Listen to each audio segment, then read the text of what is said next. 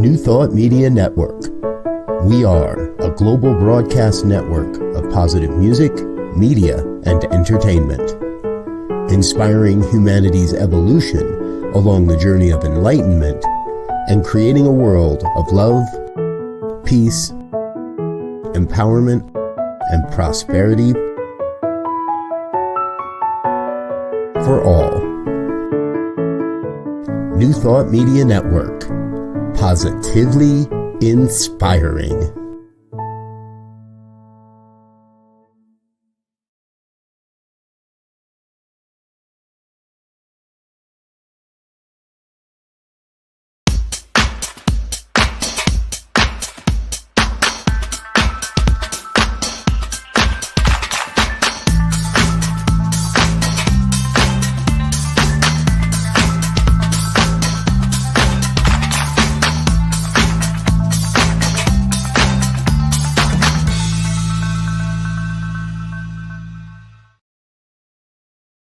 Why, hello. I am Bonnie Gonzalez, your doula for grief. Thank you for joining me today, this afternoon, tonight, whatever time you're watching. Thank you for tuning in. And I just want to say I admire your courageousness for wanting to find out more about this program and wanting to find out more about grief, because it's truly a difficult conversation for so many in our society. So I just want to say thank you for joining me. If it's your first time, thank you for trusting me to show up. And if you're returning, I am just honored that we've established that relationship, that you want to be a part of this program. So here's what I say. Get yourself a cup of tea, sit back, make this hour about you. Drop a comment in the comment box or question. Let us know you're watching out there. And as I said, make this about you. So I just want to say a couple things about loss and grief, just to clarify it. I do it every week. So if you've heard it before, now's the time to get your teeth. So I want to clarify that grief is caused by loss. And loss is just defined as any expected or unexpected event that changes your life in a way that you can't go back to the way it was before. And as I said, the biggest loss any of us will ever experience is the death of a loved one, friend. That is the biggest. That is the biggest. I take my hat off to that. That is the biggest loss that you will experience in a lifetime. So giving death its rightful place, but let's move on to other areas. How about divorce? How about loss of friendships? A geographical move? What about a promotion? Childbirth? Those things change your life in a way that you can't go back. And then that loss is what then in turn puts you into grief. And grief are those emotions that you experience are related to the loss. Sadness, anger, numbness, confusion. Those are all emotions that you can go through with grief. So with having that understanding of loss and grief, I just want to say that what I am here to do every week is just move the needle on being able to discuss loss and grief, bringing it out of the shadows of our life, right smack dab into the middle. It's like the elephant in the room that doesn't get talked about. So that's what I am doing here today. And as I said, if you have come here today, you have come to the right place to befriend grief. And think about it this way. By starting your personal journey to befriending grief, then we become guides to allow others to start their own personal journey. And that is how we heal, one by one, healing together. There's those tall skyscrapers at night. If you look at them, the lights come on kind of one by one floor, the first floor gets lit up, and then another floor gets fully lit. And then before you know it, the entire building is illuminated. And that's my idea with starting our conversations on grief, one by one, until we all are able to discuss grief. And us that are doing it now are the way shores. So with that, oh, and I also wanted to add that we truly are social creatures. And Bell Hooks says it the best. She says we can't heal in isolation. We cannot heal in isolation. So then one by one, we confront our griefs as best we can with the support and love of others. And remembering too that we all grieve differently. We all grieve differently. So thank you for listening to that explanation. And what we're going to do is move on to the theme of our show today. And the theme of our show today is loss and grief in the workplace. Loss and grief in the workplace. And I have a beautiful guest who has been on before, who is just honoring me by saying yes again to returning to the show. And her name is Cheryl Pauchuk. And Cheryl is a grief and mindfulness coach. She's a Reiki master and a spiritual practitioner. And she goes on to say that helping you mindfully navigate loss and grief, that is the theme of her website. And we'll get her information up there for you. And her tagline says, loss is universal, grief is individual, healing from the heart is essential. And just a weeny bit about Cheryl before she comes on is in 2003, after 15 plus years in sales and marketing, Cheryl leaned into her own intuition, changing her career focus from launching products and brands to what she humorously likes to say as relaunching people by helping them rebrand themselves emotionally, spiritually, and physically. The more clients she saw, she says she noticed the underlying theme of grief. This insight and curiosity led her to learn more about grief, death, and dying. And her practice evolved into including and becoming a grief recovery method program facilitator and the mindfulness grief coach and death cafe facilitator. And that's how I met Cheryl, was through Death Cafe. So why don't we bring Cheryl out and have her join in the conversation? Cheryl, thank you so much for your yes for today. And welcome, welcome, welcome. Thank you. Thank you for asking. It's so nice to be here again with you. Oh, yes. Yeah. And we Cheryl and I were just talking about what theme should we talk about. Last time it was Death Cafe, and Cheryl will talk a little bit more about that in a little bit.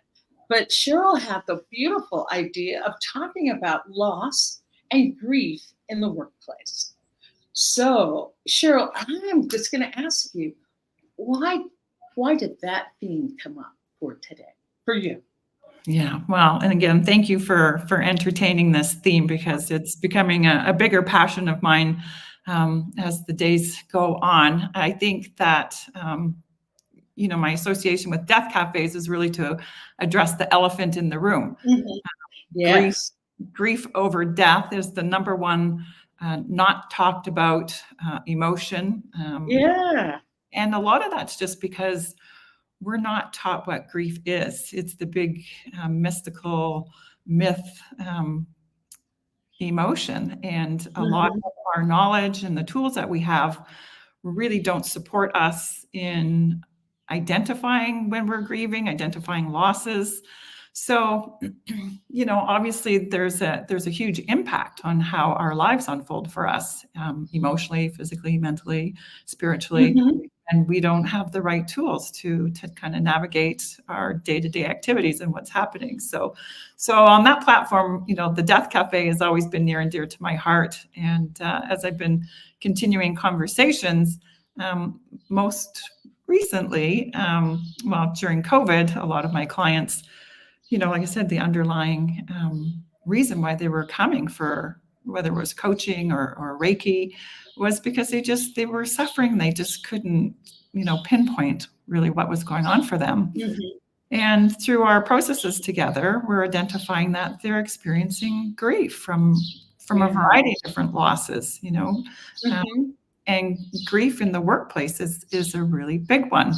And I think it was one that was really overlooked by corporate America, which has resulted in huge impact on bottom lines.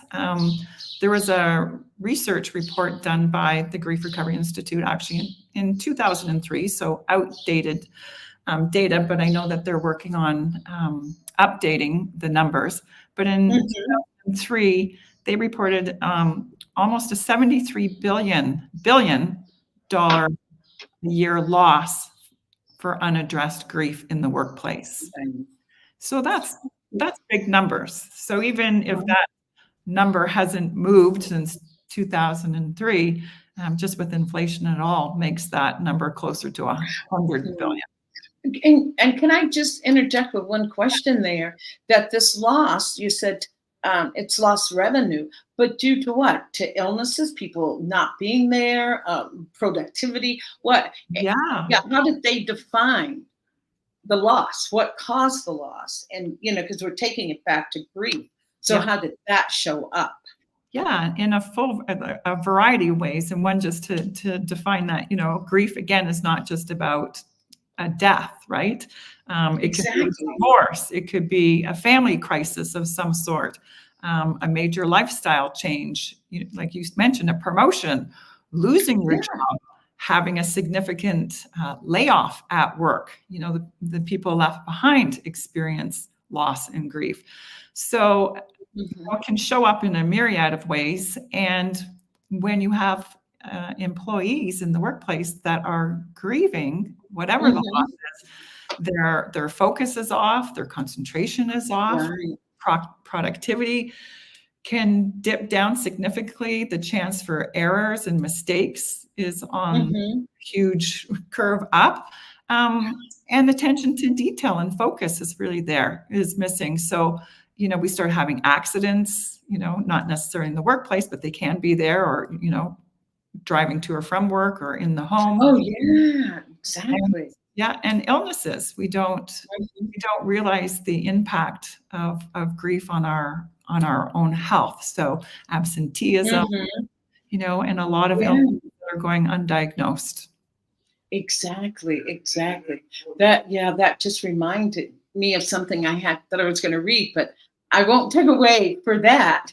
I won't read that until maybe a little bit later, because I wanted to get, I love what you said, that different losses, or different types of losses. It just made me think when I was a nurse and we would lose a surgeon, say, but not because they died, but maybe they went to another hospital to do surgeries. There would be such a because we did different specialties, there would be such a lull in getting a new surgeon in. People would start comparing that surgeon to the old one, and just like, oh, I would do more to help this new surgeon, but I feel loyalty to the, it just shows up in unexpected ways. Yes. Unexpected ways. Yes. And I think that's, kind of, the mindful leadership conversation that needs to take place within companies, right? And, mindfulness is, what I like to bring into grief, because it's mindfulness isn't just sitting and meditating and doing breath work, which is great. But it's just building in those leadership skills where, if you know that you're losing a top surgeon for whatever reason, to navigate that, right? to be up front and let everybody know what's going on and let people have this space to process and to talk about it, to ask questions and to not hide it, right? So many times we all can share at least one experience where we showed up to work and you're like, okay, Bill's been sitting beside me for 25 years. Where is he now? Right. And, or, you know, everybody's walking out the door on a Friday afternoon with their pink slips and their, you know, their little cardboard box and nobody's saying anything. And there's not that is really not having space to say anything. And so many times, and don't want to overtalk you, but so many times if we do speak up, you're shamed. Like, oh, you're not being a team player. What do you mean? Oh, that's just ridiculous. When did you start having those thoughts? Or is that a part of the hesitation?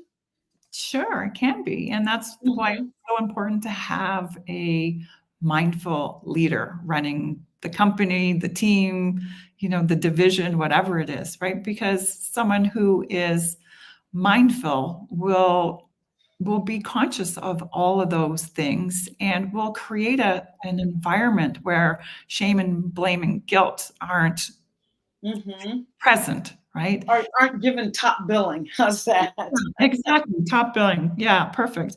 And you know, when the morale is high and it's kept high and leader shows up, you know, they're available, they're accountable, they're accessible, makes a big difference, especially in the realm of grief. And when a company's going through big changes, you know, better or for worse, right?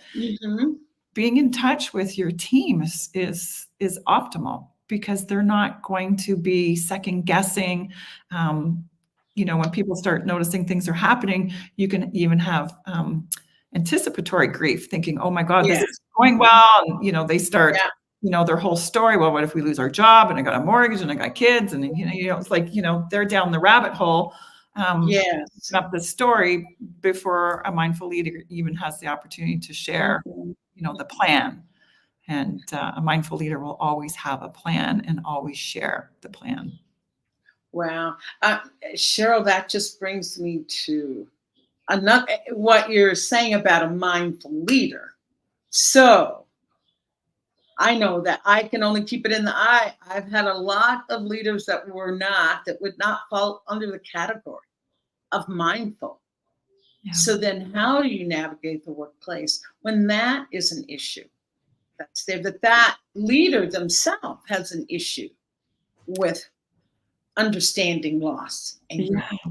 Well, then, you know, kind of falls back onto the individual, right? Or, you know, that's a great opportunity to approach your HR department and just say, hey, you know, I'm experiencing this. And I think there's a lot of people in the workplace that are kind of feeling the same way I am. And sometimes the HR department is a nice road in way.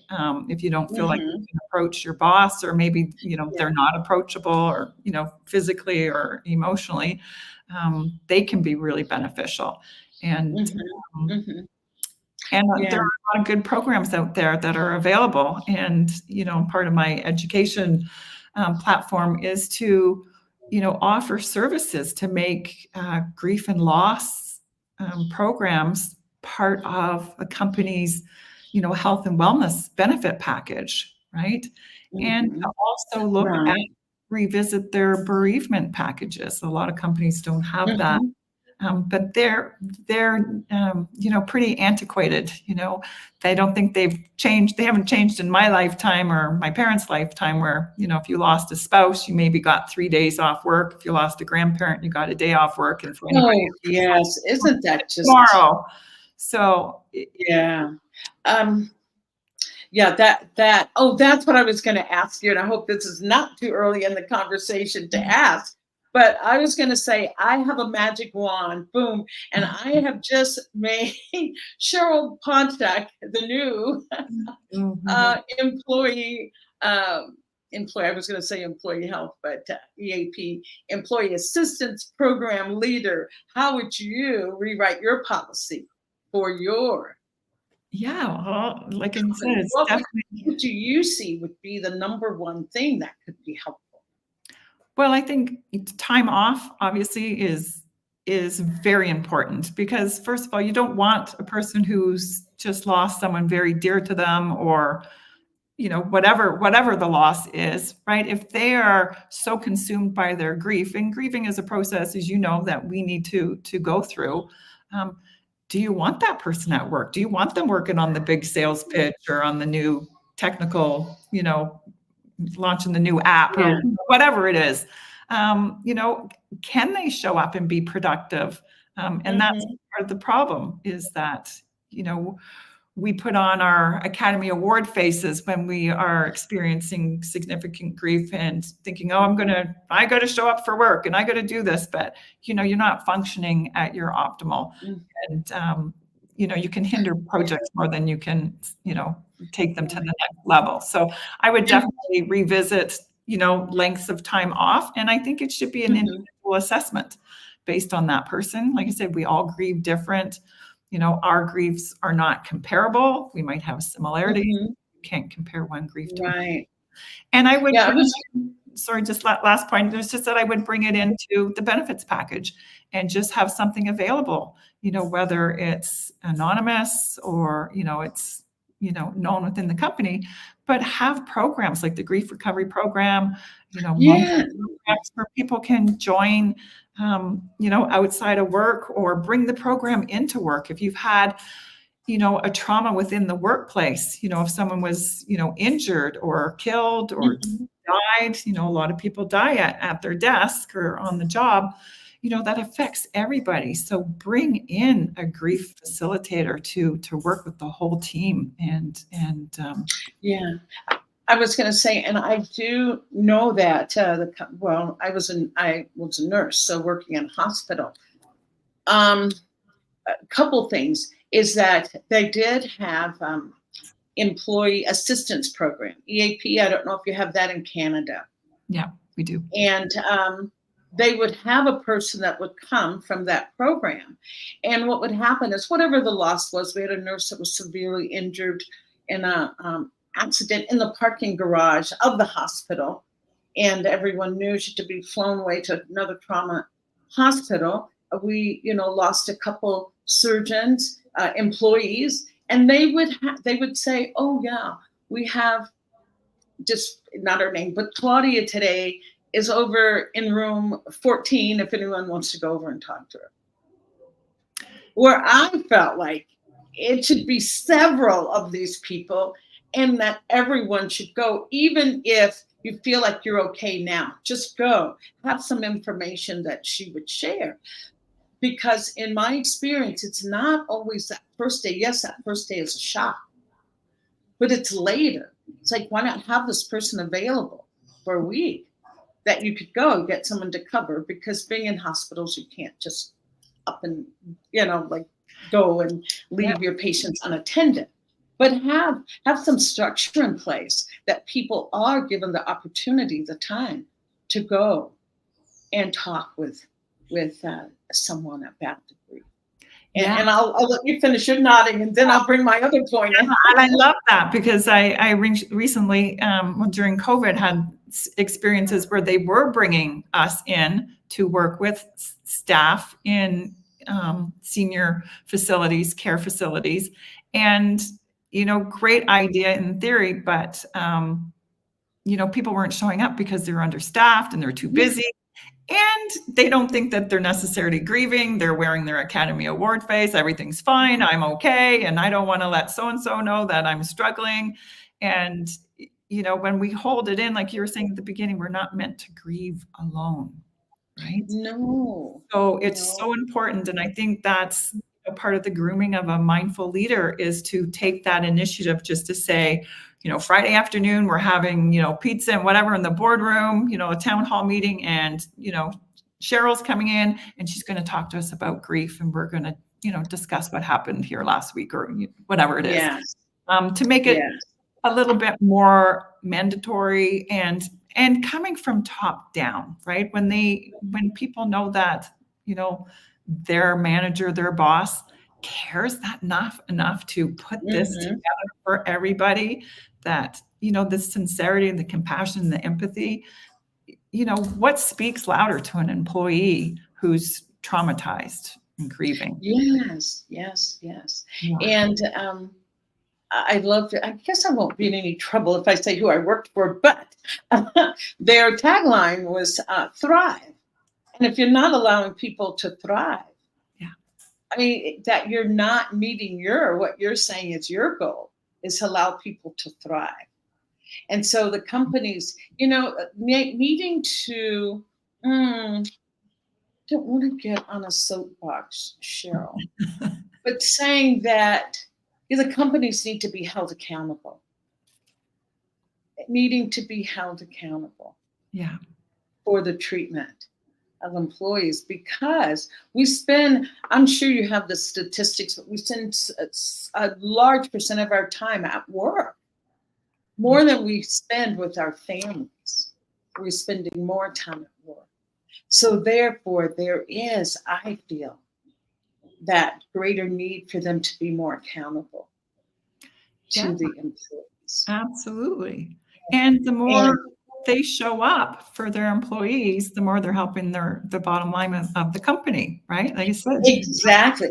And word of mouth, like my company gives me X number of days. Oh, mine gives me even more. Word of mouth helps you retain and draw in people. So many, the great resignation of 2021, Yeah. trying to draw in new employees. It's like so many places are struggling.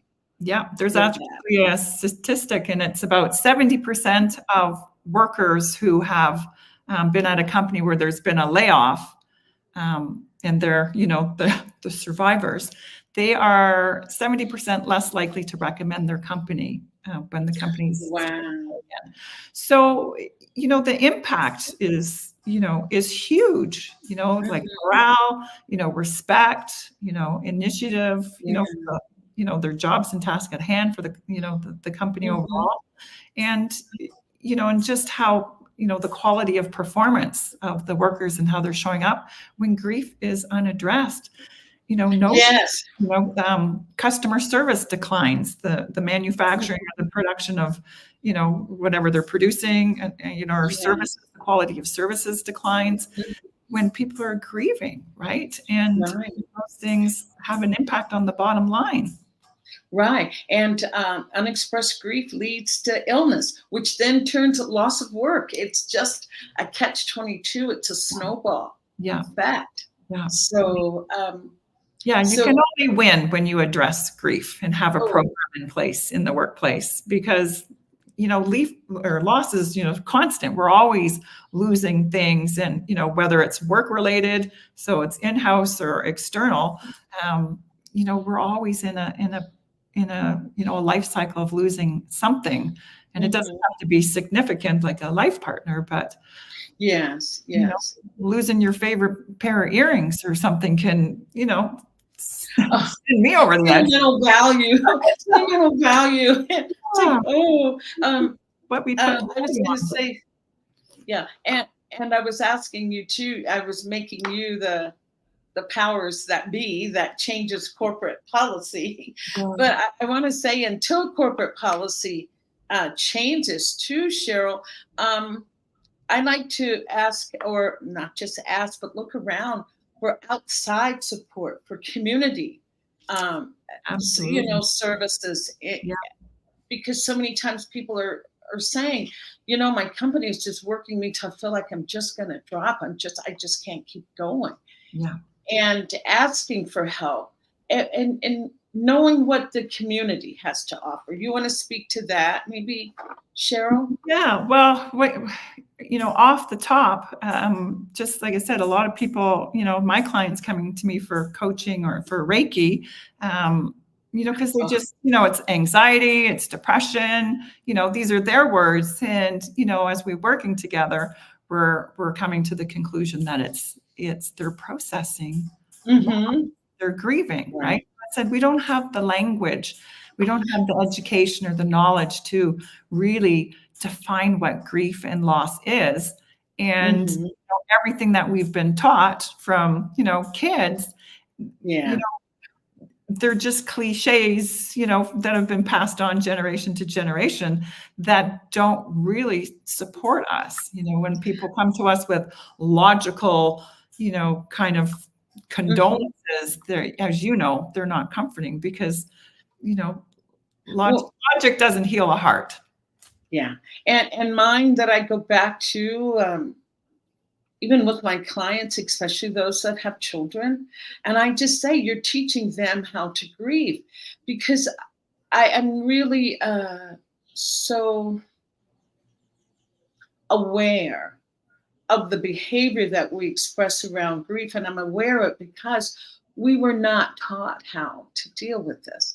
That's right. And we don't know. We're we're finding as we go along, as we experience loss, we're finding what we need. And I know with your clients, Cheryl, that you're sharing that. I'm sharing that with my granddaughter and with my daughters. They're adults now. But as I grow and learn, I share that with them. That's And so wanting people to be, I guess my goal is wanting people to be compassionate with themselves, saying that it's not because you're any negative titles put on you, but you just didn't learn. You just don't know. And now, as my Angelou says, when you know better, then you do better. So I'll exactly. let you speak to that. Yeah, well, that's so true, right? And, getting back to the mindful leader, when they understand grief and they've had the opportunity to process their own, losses, then they come to Mhm. understand, right? Then they can look at their company and, we're always in strategic planning mode or, launch mode or, and with research, we're always going back to the table, but it's like just looking at how, the company is working through different projects and different scenarios and the impact of that on their employees as well as themselves. So, and outside the workplace, there's so much out there, and I know you've Mhm. got my website up there. There's a lot of free Yes, resources yes. there. And I think, going to speak to somebody is essential. And I also know from talking to a lot of psychotherapists and psychologists that, talk therapy will only get you so far because we're talking Yes. about the heart, it's emotional and it's the body, right? We hold emotions in our body, and that's how, we have dis-ease. That's how illness comes forward, right? When we keep suppressing loss and grief and not processing that. So that's why I love, healing modalities. Like, as I said, I'm Yes. Reiki because, that kind of helps clear out all that stuck energy that you might not be able to get to through a conversation, which is more logical, but, going hand in hand, they work well together. Cheryl, could you tell us a little bit about your journey with Reiki and your experience Oh, yeah. with finding Reiki, its effectiveness, or tell us about your experience with Reiki? Well, I have been seeing my Reiki master for, oh my gosh, I don't know, probably close to 10 years now. And I've studied with her and am a Reiki master myself. Yes. And a Reiki master is just, that's your own spiritual journey. You can be initiated to do Reiki on yourself and to do it on others. Yes. But you don't have to be a Reiki master. So my journey with Reiki has just been so incredibly healing because it just allowed me to really tap into my body and find old haunts that were there and bring them up. I always like to say I call it Reiki conversations because you're on the table and we're having a conversation. We're doing that inner child work and finding out what's there and going deeper and where do you feel that in the body? And just really working on a very energetic level to release that. And I have released so much in my journey with Reiki that that's what really inspired me to really become a Reiki master, because that's my journey continues through being a Reiki master. Wow. Mhm. Wow. Sure. Yeah, I love when you said tap into Reiki. I know there's tapping. What is it? Emotional freedom technique. Talking about Yeah. having a Yeah, all of those. There's a lot of healing modalities out there that tap into, you know, working within the energies of the body. And like I said, it's, you know, it goes hand in hand with grief and loss, because we don't process. We've had a whole lifetime of suppressing, as I said, emotions. Yes. We don't have the tools how to process, right? So I say that they become these little, rocks we put in our knapsack, and, we keep putting them there and keep putting them there until one day, we have an outburst, right? We could have a significant loss, or it could be something fairly minor, but it's just, it's the icing on the cake, right? And, or magnified to the point of, so we're a little bit more emotionally reactive to the situation. That's probably what's required. But that's just that built up of emotion that we've been suppressing for so many years. And said, Right. To ask you, which came first, the chicken or the egg? But which came first, the grief recovery method program or Reiki? and how did they fold in? How did they blend in together? Or your experience with finding that recovery? Yeah. So Reiki came first, and I've been seeing Reiki clients for years. And like I said, it was really during COVID, and I was simultaneously doing work with hospice for grief through the death cafes. And grief just became such a huge word for me. It just really came in strong. Even for myself, but not just for my clients, that, I couldn't see my clients anymore. I couldn't have anybody into my home or my practices. We were cut off from family, from friends. I was cut off from work. My husband was at home, and I was used to him going to work. So, loss is just a disruption of our normal routine, right? To the varying degrees that we make meaning of it.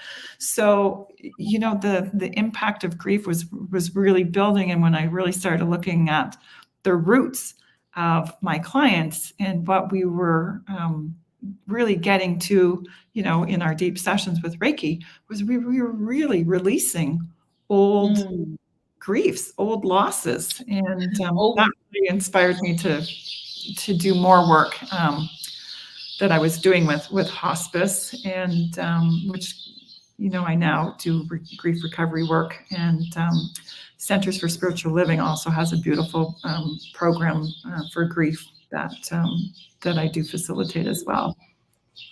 Right. And any other modalities that you have leaned into? Because I know you do great work with your hospice program there in Canada. What other areas have you discovered, or say find out more about? Yeah, well, I also my Reiki is very unique because I do integrate coaching sessions with that. That's why I call it Reiki conversation. But I'm also Kundalini yoga instructor, and Kundalini yoga, for those who don't know, is kind of like the household medicine, which I love, because I can give my clients a Kundalini prescription, what we call them, where, it's a mantra or kriya or exercises that they can do that might, release some stress, release some grief, or, if their grief overload has taxed certain parts of their body, we can, work to isolate, to get those back online and back to homeostasis. And then just with the mindfulness, breathing, exercises, meditation. And I also look at the vagus nerve, which is also a big part of Kundalini yoga, because when we're really overtaxed, we just go into chronic flight mode, right? And that, impacts how we show up in the workplace as well, right? If we're not sleeping right, and our body's overtaxed, or, systems are overloaded. We need to get our entire system back online. So I've, in my journey, I've really come to see that it's, we need to, come at this from all perspectives, and, it's holistic healing, right? Mind, Yes, body, the whole spirit. body. So important to do it all. I was just going to say, Cheryl, so coming to see Cheryl is not just coming for a Reiki treatment or just coming for a Kundalini treatment or just coming for grief coaching. It sounds like you've blended some modalities and some really effective modalities. You've blended them together to make an offering. Yeah. So, and every session is always different. It's, it's unique to the client based on what they need. And obviously we do, an initial consultation and sharing and find out, what's going to work optimally. And we come together in agreement to make a plan, a course of action, and how we're going to move forward. So, yeah. And if you, we talk about having people come for different treatments and different modalities of, healing our grief. Is there anything that you have to say to people that have come and suddenly feel maybe overwhelmed by what comes up, overwhelmed or in resistance to what comes up? Yeah. I think two things. One is, when you can label and identify that you're grieving, don't grieve alone, right? That's how you. That's so my tagline. Yeah. And, if you're in that place of overwhelm, just do a timeout, and you only need a minute, right? And just to catch your breath, close your eyes, the box breathing, which has become famous in mindfulness, that was taught to, the Navy SEALs. Thank you. It's just, closing your eyes and just visualizing that box, inhaling for the count of 4, exhaling for 4, inhale, exhale, and just calm the body. When you can calm the mind, calm the breath, you calm the body.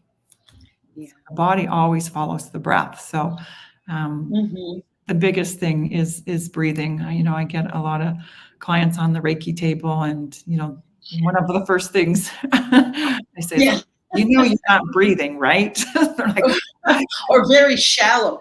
We really breathe very shallow. Yeah. And even if you take, like right now, if we both just collectively take a deep breath, another one, that we're shifted just with that. Absolutely. Just with that. Takes that the breath is so beautiful. It's a natural calming tool that we have. There at all times. And I love what it's Deepak Chopra says, that the body eavesdrops on the mind. So the mind is saying, let's take a deep breath and relax. The body says, oh, yeah. And the body will always follow the breath. Yeah. And I love that book by The Body Keeps the Score. Have you read that? No, I don't know. Oh, it's a must read for all of us doing this work. It's called The Body Keeps the Score, and talks about grief and traumas and all of those things that are so held in our bodies, where we feel that, or maybe I better keep it in the eye, the body's just along for the ride.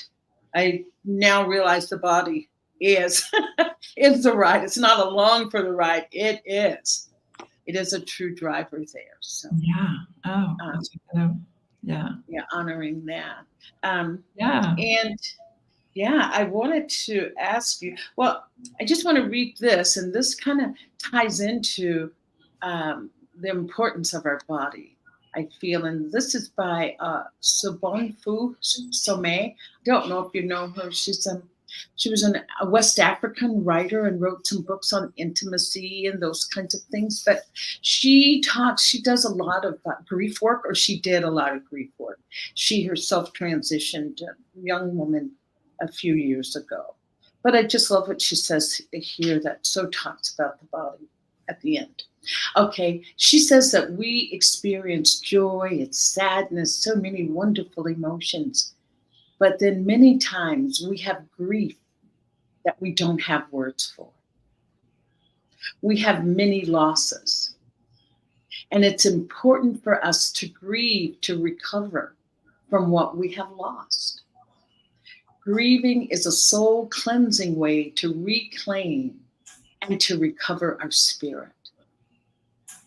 When we don't grieve, we stay in an unhealthy place and lose who we are.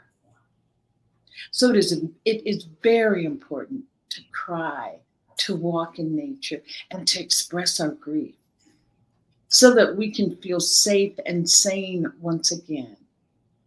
And also so our bodies can recover from grief. And I thought the way she says that just so puts it in perspective so that our bodies can recover from the grief. And that's why I love your Reiki work and your Kundalini yoga. You definitely are addressing that, Cheryl, that the body is the holder as well as a mind of our grief. Yeah. Yeah, so true. That was beautiful. Thank you for reading that. Yes. Yeah. So with that, I can't believe we're getting close to time. I don't know where this time goes. I think Joe moves that clock up back there when we're not looking. But I wanted you to talk to us a little bit about some of your offerings, Cheryl, and where people can find you and to continue this work. Cheryl is here in Mexico. We're here together down in the Ajijic Lake Chapala area. And she'll be here until what date, Cheryl? I'm heading home early April, to be determined. I don't have my ticket yet. So. Well, they've got all of March that they can visit with you. They have all of March. Yeah, but I'm available wherever I am. But my website's there. You can book a call with me. There's lots of free resources on my website, just addressing different kinds of grief and losses, whatever speaks to you. You can download whatever. Like I said, Cheryl has some free offerings on her website. I've already checked it out, and some of those are my gifts. Yeah, and I'm also got an 8-week grief program coming up April.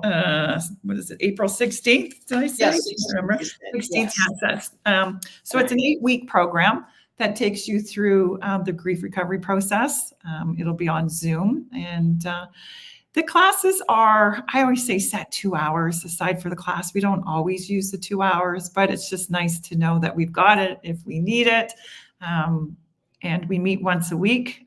There is some homework with the program because,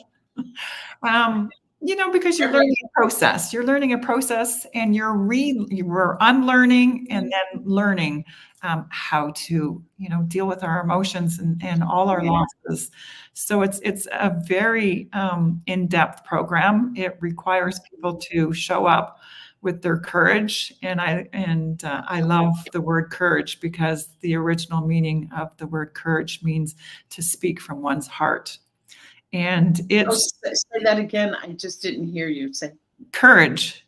The original, if you look up the original, from cur, from Latin, means heart. So courage is to speak from one's heart. Beautiful. Beautiful. Yeah. I love that. I ask everybody to show up with their courage and vulnerability and to go in and do the work. And the more truthfully honest you are and show up and do this work, the more successful you'll be in, releasing a lot of things that have been weighing heavy on your heart for a very long time. So it's a beautiful process. And once you learn it, you've got that for life. So anytime, a situation happens, you lose a loved one, a divorce, a family crisis, you lose your job, whatever it is. And I think it's important to also know that, we can experience loss, from the intangibles too, right? We can lose, tying it back to work, we can lose faith in our teammates or our manager or the company we work for, if, we have consistent losses in the workplace. Tying it all back to the workplace, it's so important to have offerings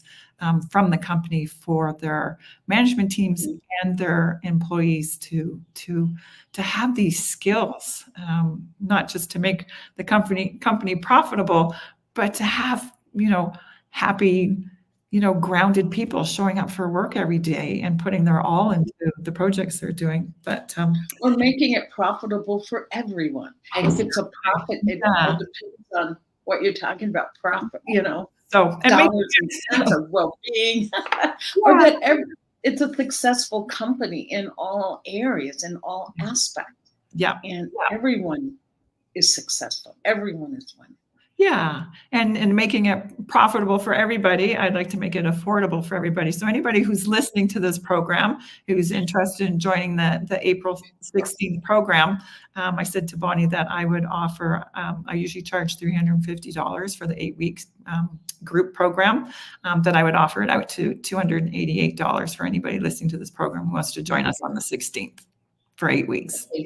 And they got that website there, so they can go there and sign up, get their free gift, find out more about what you're offering, Cheryl. Yeah.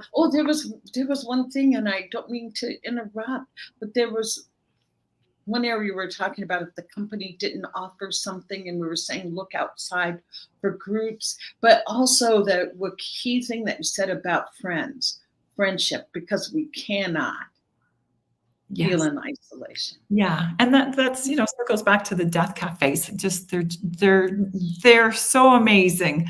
Yes, you might not be grieving a death, but get yourself to a death cafe, because when you can kind of have a conversation with strangers over a cup of coffee and a few cookies, it just empowers you to go home and have those more difficult conversations with your loved ones or maybe your boss.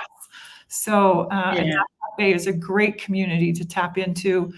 There's other resources. There's grief groups that meet, and like I said, they might be focused on death, but grief is grief. So, and like I said, it's, get yourself to a practitioner, as we say in our spiritual training. Yeah. And I was going to say, Cheryl, you even educated me a couple of weeks ago when we were together, and you were saying that death was the second least talked about subject. And it's like death. I really I thought death was number one, but then you helped me see that grief is number one. Grief. And so you and I are having those difficult, not talked about conversations. Yeah. And I know that the work that you're doing is you're making it easy to talk about. You're making it easy. You're allowing people to have a place to come to see how easy it really is to talk about it. Yeah. Well, and education is power, right? Yes. And a sense of freedom. So many people that I have been with during the Death Cafe afterwards that just say, wow, I didn't even realize that I was holding so much. Like, wow, that was just a relief. I've got that off my mind. That we don't have to I don't have to hold that as well. Yeah. And I think in keeping it in the eye, the more that we can talk about death when it's not upon us, the easier it is to accept when it happens. Not that it's less. It's not so devastatingly painful. Yes, it's painful, but not. Yeah. And I lost my father this year, and I was so grateful that I had done my relationship work and dealt with grief and the losses that I was feeling that I'd had with my dad over my my lifetime.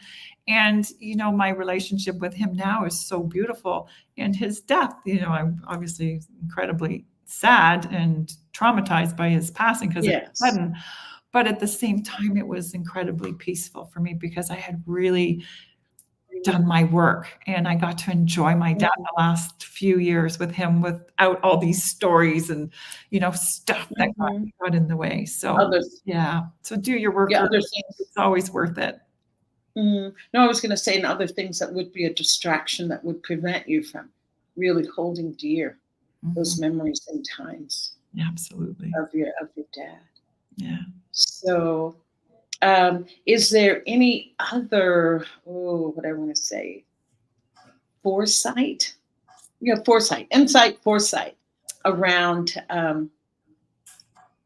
loss and grief in the workplace. The things that we've mentioned, getting together. Just want to give you an opportunity. If there's one last thought that you had, that you could share it, and if not, that's. Yeah, I just don't want to sound like a parrot, but I just think it's so important for companies to look at, themselves as a whole, and as, the leadership individually, and, where they are with their education on grief and loss, and just getting those mindful management skill sets in place, and looking at your benefits packages and your exit packages as well, right? When you lay somebody off, we often give career coaching as a part of their package, but give them grief coaching, right? This is a huge blow.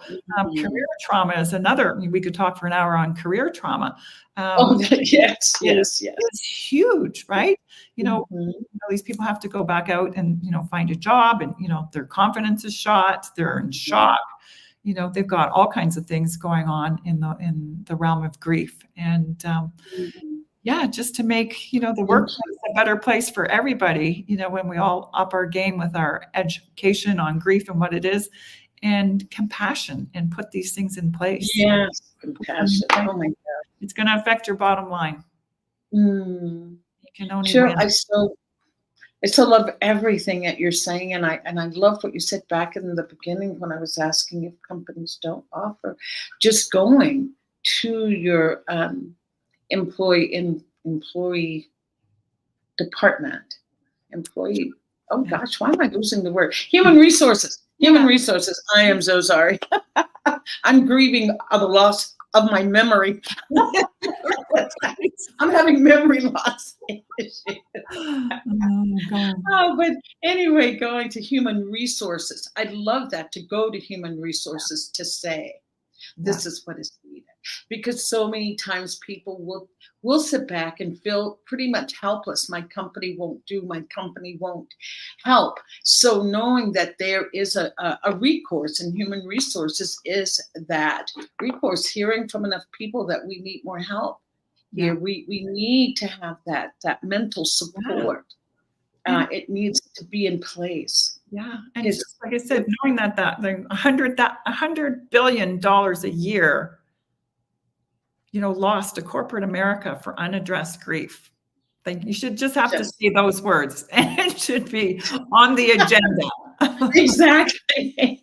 Yeah, profit loss, but loss and gains. And so just with the losses, that should say, that should speak volumes. So, Cheryl, thank you.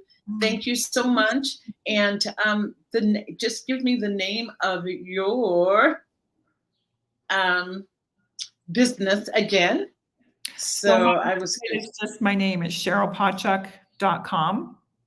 Okay. See, and I had down on your website, I guess from your website, your mindfulness and grief coach, facilitator, spiritual practitioner, and I'm going to make her an author. So Cheryl will be back when her book is written, right, Cheryl? That's right.